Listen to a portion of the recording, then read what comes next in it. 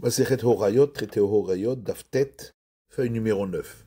Nous sommes à la feuille 8, deux lignes avant la fin de la page. Et la Tarma de Rabbi Yossé Aglili Mehacha.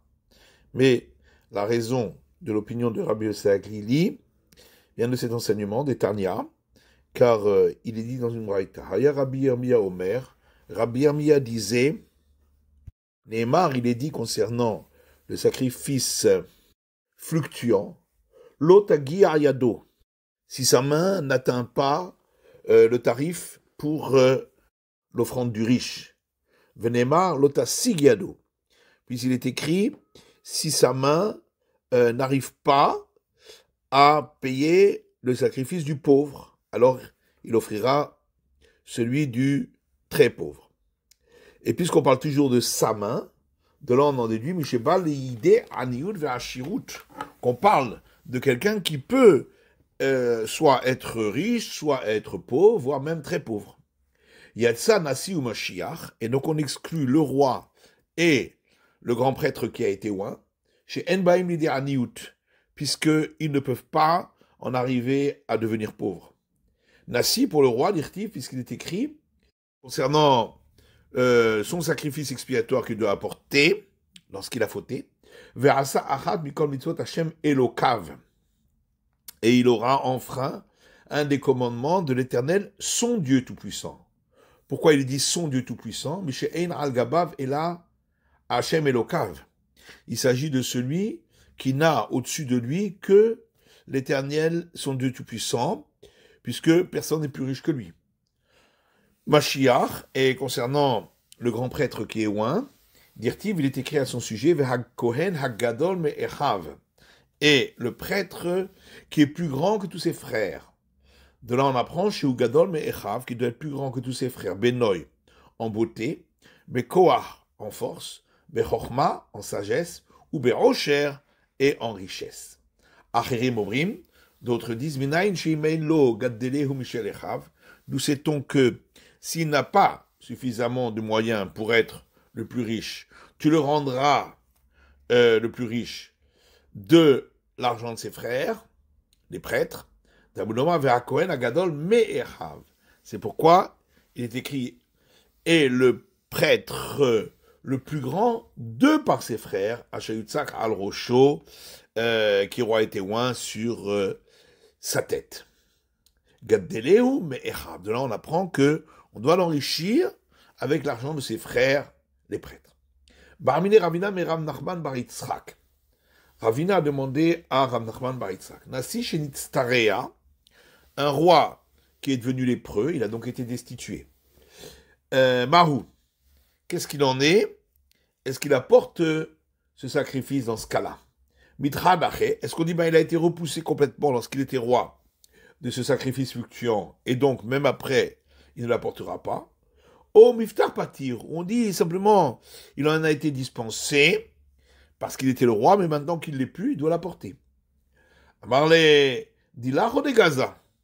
Il lui a répondu, et avec quoi il va payer? Avec ton argent ou avec celui du trésor royal? Forcément avec le trésor royal.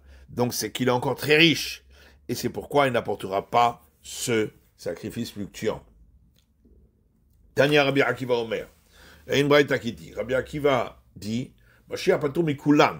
Le grand prêtre qui a été oint est dispensé du sacrifice fluctuant dans tous les cas d'interdits qui entraînent d'apporter ce sacrifice.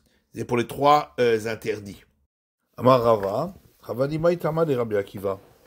Quelle est la raison de Rabbi Akiva? Amar Ze Korban Aharon Uvanav. Parce que le verset dit, ceci est le sacrifice d'Aaron et ses fils, qu'ils apporteront, les grands prêtres, chaque jour, 1/10 de Epha, comme oblation. Et de là on apprend, puis c'est marqué ceci, Zuba Ahova, l'eau, il n'y a que cette oblation qui peut être une obligation pour lui. Aucune autre oblation n'est une obligation pour lui. Et c'est pourquoi il est dispensé du sacrifice fluctuant, puisque dans le cas où on est très pauvre, c'est cette oblation qu'on apporte. Et lui ne peut pas l'apporter. La Gemara dit, Veima ki memaret le rachamana midale dalut. Mais peut-être que lorsque la Torah l'a exclu, c'est uniquement dans le cas où il est très pauvre, c'est-à-dire d'apporter l'oblation faite avec un dixième d'un volume de efa, de fleurs de farine. Mais pour ce qui est du cas où il est pauvre ou riche, la Torah ne l'a pas exclu. Et l'agma répond, c'est le cas de la tarte. On ne peut pas dire ainsi. Dire-t-il, parce qu'il est écrit à la fin de ce passage concernant l'offrande fluctuante, Riper alav kohen al hatato asher hata. Mais ahat, mais ele. Et le prêtre lui apportera l'expiation pour la faute qu'il aura faite avec une de celles-là. De là, on déduit, celui qui peut recevoir l'expiation avec chacune de ses offrandes, celui-là peut recevoir l'expiation sur toutes ses offrandes. Mais s'il y a une des offrandes avec laquelle il ne peut pas apporter expiation, il n'aura pas expiation du tout, même avec toutes les autres. Et l'Agmar demande la Merata, mais alors à ce moment-là, d'Irtiv, voilà qu'il est écrit au début du passage, Vaya qui est Sham le'achat me'ele, et ce sera lorsqu'il aura fauté pour une d'entre elles de ces interdictions. Achinami, dechol mitraye be'achat mitraye bechulan, mishem mitraye be'achat et mitraye bechulan. Est-ce que tu vas dire là aussi, tout celui qui a l'obligation d'apporter cette offrande lorsqu'il a fait une de ses fautes, alors il a l'obligation pour tous les cas, mais s'il y a une de ses fautes sur lesquelles il n'a pas l'obligation, alors il n'a pas l'obligation sur aucune des autres. Allah maintenant, mais alors pourquoi on a vu dans notre Mishnah que Rabbi Akiva dit Nasi Hayav, que le roi a l'obligation d'apporter l'offrande fluctuante pour toutes les fautes qui s'y appliquent, Chutz mishpi'at kol, sauf celle d'avoir entendu une personne lui demander de témoigner et refusé et fait un faux serment, puisque le roi, de toute façon, ne vient pas témoigner. Maintenant, pourquoi, à ce moment-là, a-t-il obligation dans les autres fautes? Et l'Agma répond, Abaye et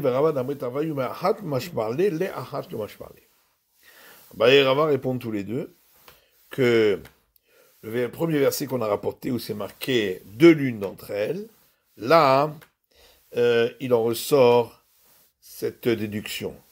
Mais le deuxième verset qu'on a rapporté, où c'est marqué pour l'une d'entre elles, là, il ne fait pas cette déduction. Et pourquoi est-ce différent concernant le premier verset où c'est marqué de l'une d'entre elles, où là il fait cette déduction? Les quatre vers Hamana dit sauf, parce que ces mots-là ont été écrits à la fin du passage, Kaber Asiri Taïfa, concernant l'offrande faite avec un dixième du volume d'une efa de farine, les mêmes rats. Et pourquoi ça a été dit à cet endroit?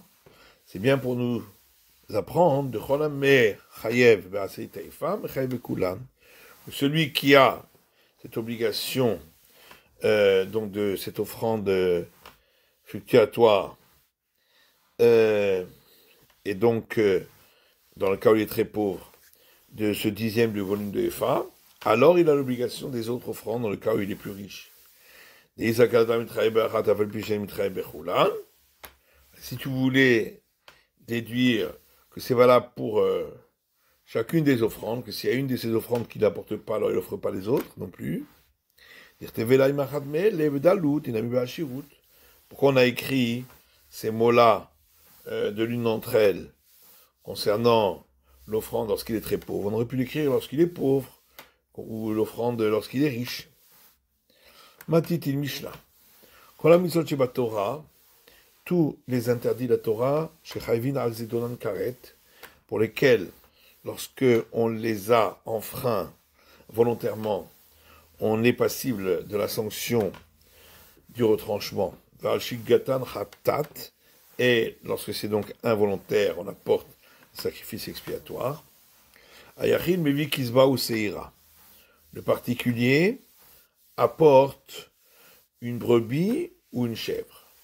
Ve'anasi Sahir, et le roi un bouc. Ou Mashiach, et le grand prêtre qui a été oint, ou Beddin, et le tribunal rabbinique, mais vin par, apporte un taureau.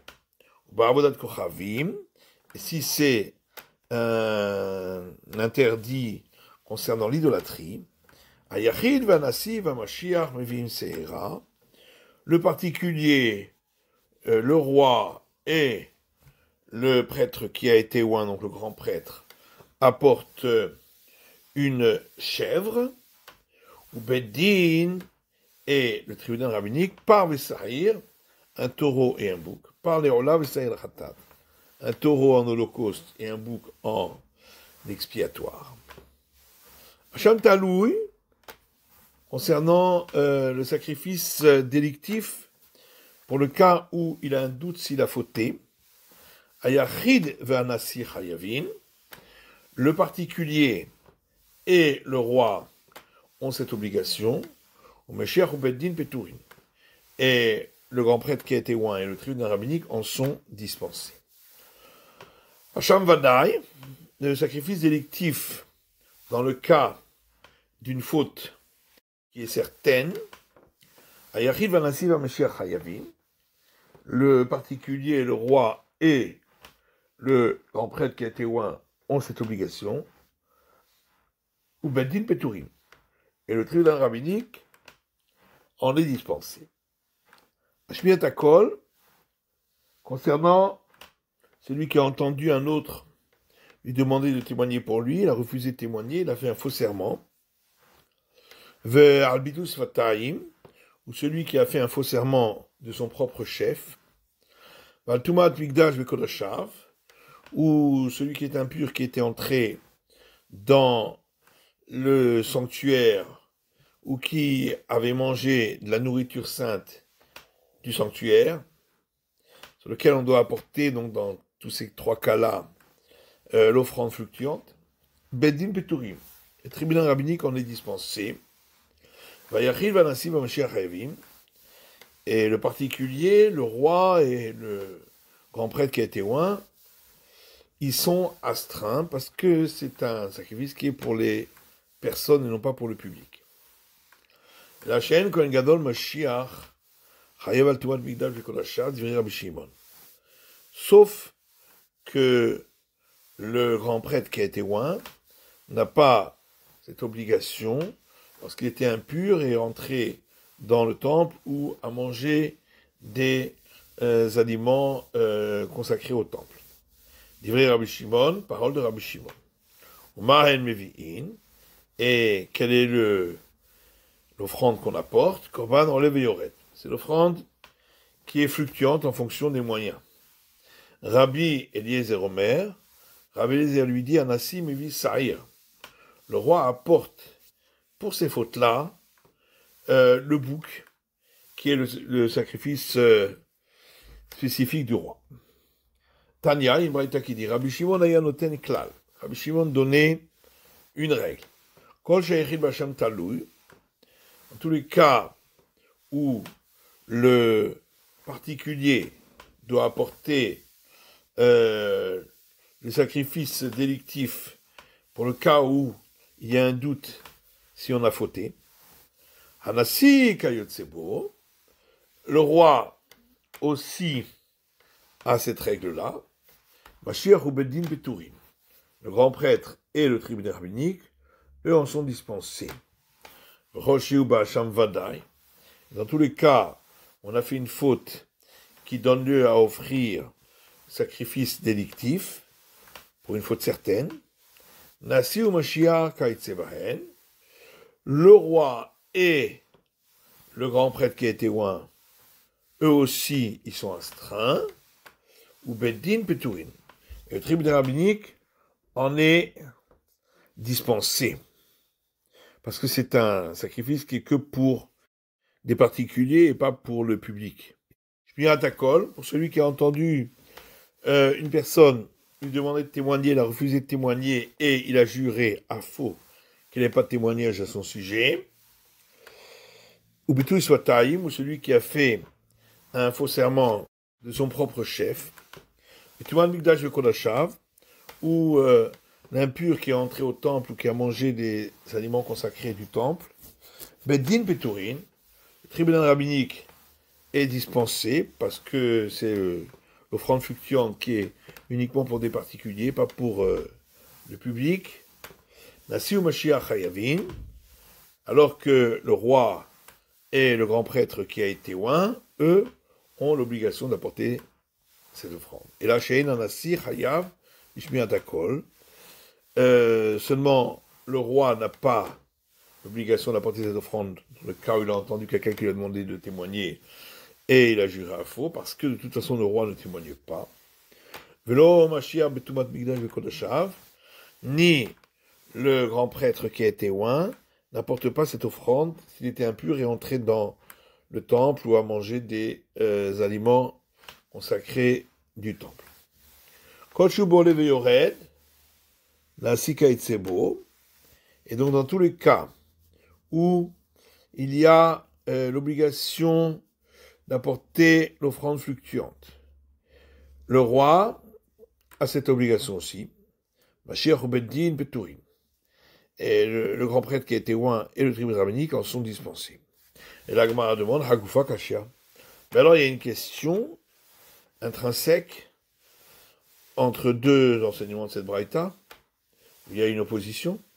Amarta, parce que tu as dit dans braïta, Shein Mashiach Hayav Betumat Mikdash Bekodashav, que le grand prêtre qui a été oint n'a pas l'obligation d'apporter cette offrande fluctuante lorsqu'il était impur et qu'il est entré au temple ou a mangé des éléments consacrés du temple. Et tu vois, Mikdash Bekodashav n'est pas tour. Ça veut donc dire que seulement sur cette faute-là, du l'impur qui est entré au temple ou a mangé des aliments consacrés du temple, Ava Bishmiat Hakol. Mais ça veut donc dire que pour la faute, dans le cas où on a entendu quelqu'un qui a demandé de témoigner et on a juré à faux, ou Bitus Swataim, ou dans le cas d'un serment faux fait du propre chef de la personne, Chayav, il doit apporter cette offrande fluctuante. Et Masefa, mais si on regarde la suite de la Braïta, il y est dit, quand j'ai eu Beolé Veyoren, pour toutes les fautes, on doit apporter l'offrande fluctuante. Ainsi qu'à Yotsebo, le roi aussi a cette obligation, Mashiach ou Beddin Pturin, et le grand prêtre qui a été oint et le tribunal rabbinique en sont dispensés.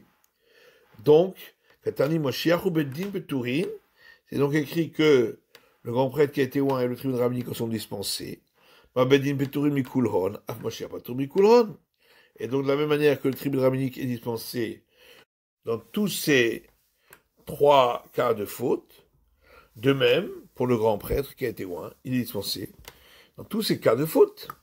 Et donc, il y a une contradiction avec ce qu'on a dit auparavant. Kashiana d'année, il y a donc une contradiction entre deux enseignements de cette braïta. Amar Ravuna Bere de Ravishua, Ravuna fils de Ravishua dit, Lokashia, c'est pas une question. Kan bedalut, kan bedale dalut. Quand on a dit que le grand prêtre qui a été oint apporte l'offrande fluctuante, c'est dans le cas où il est pauvre. Et quand on a dit qu'il ne l'apporte point, c'est dans le cas où il est très pauvre, car comme on l'a dit, il n'apporte pas l'oblation du 10e de volume de Epha. Rabbi Shimon savala que Rabbi Akiva bechada ou palik hale bechada. Et Rabbi Shimon, qui est l'auteur de cette braïta, pense comme Rabbi Akiva sur un point et s'oppose à lui sur un point. Savala que Rabbi Akiva bedale dalut. Il pense comme Rabbi Akiva pour le cas où il est très pauvre, qu'il n'apporte pas cette offrande comme on a expliqué, des patours, et qu'il est donc dispensé de l'offrande fluctuante, ou palik hale bedalut. Et il s'oppose à lui dans le cas où il est pauvre Et il s'agit donc d'une autre offrande, car d'après Rabbi Akiva, puisqu'il n'apporte pas l'offrande de l'oblation, alors il n'apporte aucune des autres, alors que d'après Rabbi Shimon, les autres, il les apporte effectivement. Et la chaîne Kohen Gadol Chayav Verhoulé. Par contre, Rabbi Shimon dit dans la Mishnah que le grand prêtre n'a pas l'obligation d'apporter cette offrande lorsque il était impur et qu'il est entré dans le temple ou a mangé des aliments consacrés du temple. Amar Cheskia, Maïtama de Rabbi Shimon. Cheskia dit c'est quoi la raison de cette opinion de Rabbi Shimon d'Irti, parce qu'il est écrit au sujet de cette faute, venir cheta hanefesh ha'i mitoch ha'kahal. Et cette personne sera retranchée de l'intérieur de l'assemblée. Pourquoi on parle d'assemblée? En général, on ne dit pas ce terme-là concernant le retranchement. Pour nous dire, Michi Korbano Shavé le Kahal. Ça ne s'applique que à celui dont le sacrifice expiatoire est le même que celui des personnes de l'assemblée en général. Et donc à l'exclusion du grand prêtre qui a été oint, parce que le sacrifice expiatoire qu'il apporte n'est pas le même que celui qu'apportent les gens de l'assemblée. L'Agma demande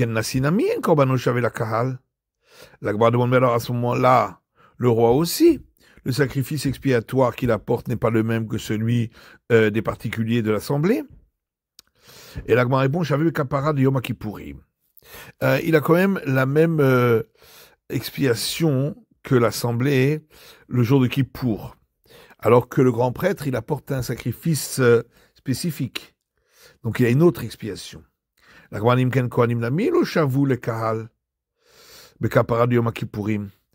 à ce moment-là, tous les prêtres non plus n'ont pas la même expiation que l'assemblée le jour de Kippour. La Gemara répond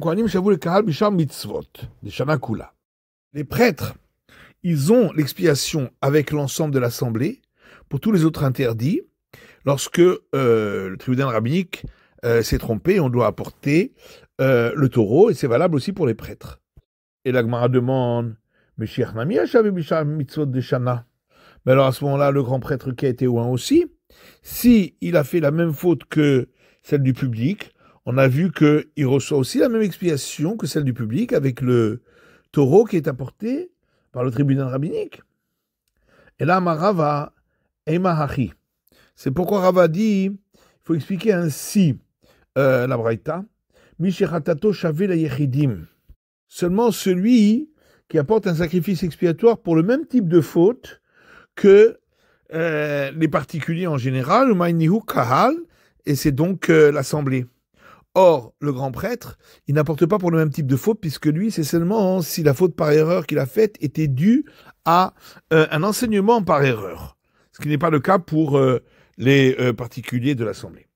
Rabbi Eliezer Omer, Anassim et Vissaïr. On a vu dans la Mishnah que, selon Rabbi Eliezer, le roi, lorsqu'il a fait une des fautes pour laquelle on apporte en général l'offrande fluctuante, lui apportera le bouc qui est son sacrifice expiatoire à lui. Amar Rabbi Yochanan, dit lo Amar Rabbi Eliezer ela betumat mikdash vekodashav. Rabbi Eliezer n'a dit cela que lorsque il était impur et entré dans le temple ou a mangé des aliments consacrés du temple, puisque c'est une faute pour laquelle on est passible du retranchement quand on l'a enfreinte délibérément, exactement comme son sacrifice fixe à lui, qui est le bouc, qui est apporté uniquement pour des fautes pour lesquelles on est passible du retranchement quand on les a enfreintes délibérément. Papa dit, d'ailleurs c'est plus logique de dire ainsi, car si tu veux dire que Rabbi Eliezer, il a donné sa règle pour toutes les fautes pour lesquelles on apporte une offrande fluctuante, que le roi apportera le bouc,